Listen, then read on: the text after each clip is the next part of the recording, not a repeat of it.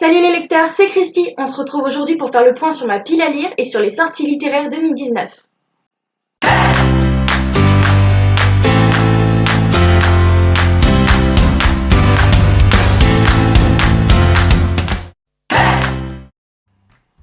Ma pile à lire se compose de livres que j'ai achetés, de livres que j'ai gagnés et de livres qu'on m'a envoyés que je n'ai pas encore eu le temps de commencer.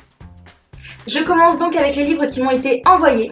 Il y en a 3 de chez Deboré, Les infirmières de Notre-Dame, de Marilène Pion, L'abbaye aux loups, de Paul Couturiot,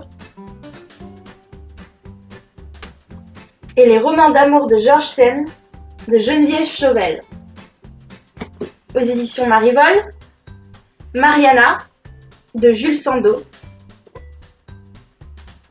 et Les légendes oubliées du Berry, de Serge Camaï et Christophe Matteau. Maintenant, passons aux livres que j'ai gagnés en 2017 et en 2018. J'ai commencé par gagner Entre ciel et terre de Eric Walters. Il s'agissait de l'opération Bébé en livre organisée par les éditions Fleurus. J'ai ensuite gagné La voix d'Alice grâce à Vendredi Lecture sur Twitter. Et enfin, j'ai gagné 9 livres au concours organisé par les éditions du Seuil et la Cube. Nous avons donc Les enfants de cœur de Heather O'Neill,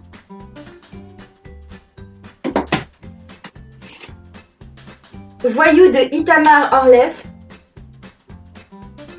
Frères d'âme de David Diop, Par les écrans du monde de Fanny Taillandier, Le paradoxe Anderson de Pascal Manoukian, La vallée des 10 000 fumées de Patrice Pluyette, L'abattoir de verre de J.M. Coetzee, Midi de Chloé Cormand et Les cigognes sont immortelles de Alain Mabankou. Il y a aussi les livres qu'on m'a offerts, tels que l'intégrale illustrée de Sherlock Holmes, Les enfants du capitaine Grant de Jules Verne et Bilbo le Hobbit de Tolkien. Et pour terminer cette pile à lire, il y a les livres que je me suis achetés. La sélection de Kiera Class,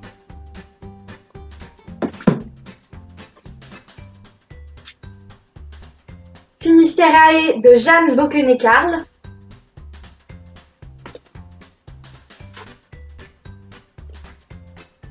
Les éternels de Prisca Poirier,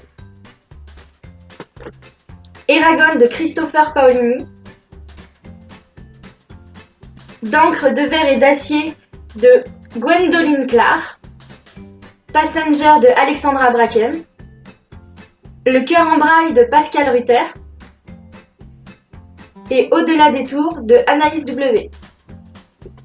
Il y a aussi Corbeau de Patricia Briggs qui m'a été prêté et la compilation de l'épouvanteur tome 1 et 2 que j'ai reçu dans la box littéraire Once Upon a Book. Maintenant qu'on en a terminé avec la pile à lire, passons aux sorties littéraires 2019 que j'attends le plus. La première sortie qui m'intéresse, c'est Le Faiseur de rêves, tome 2, La muse des cauchemars, de Laini Taylor aux éditions Lumen. C'est un livre que j'attends alors que je n'ai même pas encore lu le tome 1, mais j'ai complètement flashé sur sa couverture. Il sort le 4 avril. La seconde sortie qui m'intéresse, c'est Le Royaume de Pierre d'Angle de Pascal Quivigé aux éditions du Rouergue. Pareil, encore une fois, je l'admets, c'est la couverture qui m'a séduit en premier. Mais le résumé n'est pas en reste et il donne vraiment envie de le lire.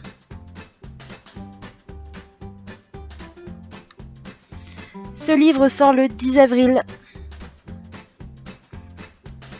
Pour le mois de mai, j'attends avec impatience Les voleurs d'histoire tome 1 de James Riley.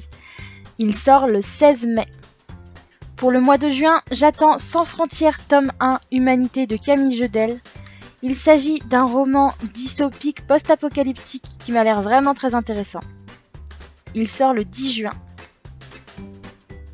Pour le mois de juillet, c'est le thriller fantastique de Jean-Marc Desnos, Les Galeries Hurlantes que j'attends le plus. J'ai eu un véritable coup de cœur pour les 2 premiers tomes et pour ce 3e, je suis plus qu'impatiente de le découvrir. Il sort le 4 juillet. Pour les mois qui suivent, il n'y a pas grand chose qui m'intéressait Et le livre que j'attends le plus pour cette année 2019, c'est évidemment Gardien des Cités Perdues, tome 8, Legacy. Comme vous pouvez le voir, il n'y a toujours pas de couverture ni de titre français. Il est prévu pour le 5 novembre aux États-Unis et pour le 13 novembre en France. Et c'est fini pour les sorties littéraires 2019 qui m'intéressaient.